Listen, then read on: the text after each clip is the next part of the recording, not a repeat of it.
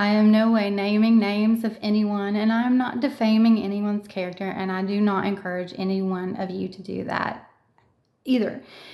Vengeance is God's. I am not doing it for vengeance. I loved this person unconditionally, and by putting these stories out there to help others, because they will not be in vain. My pain has turned into my platform, and I started this before anything bad ever happened in the recent events of my life. So I stayed quiet for way too long, and that only benefited the narcissists.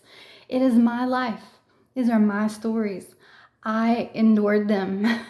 And there was a lot of pain involved, so they're not going to be easily forgotten, and I'm going to recycle them in a way that I can dust off the ugly parts and let other people, because those are my most watched videos, most likes, most comments. I get the most subscribers when I post stuff like that.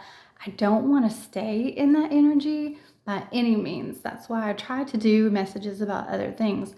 But I see that that is where people need the most help, and I have so much knowledge to give on the subject because I went through narcissistic abuse for a long time, and I will never, ever go back to it under any circumstance, and I don't want any of you to do it either. That is the point. I'm trying to show you how to go through the storm that is shutting out a narcissist, going no contact, blocking them on every single thing.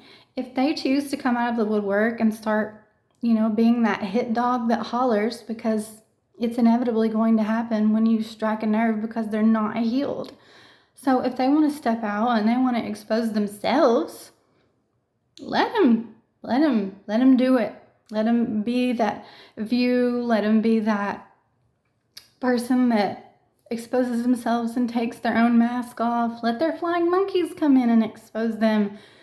They have limited tools in their tool belt, so they're not going to do anything except childish behavior, the stalking, the fake profiles, the flying monkey profiles.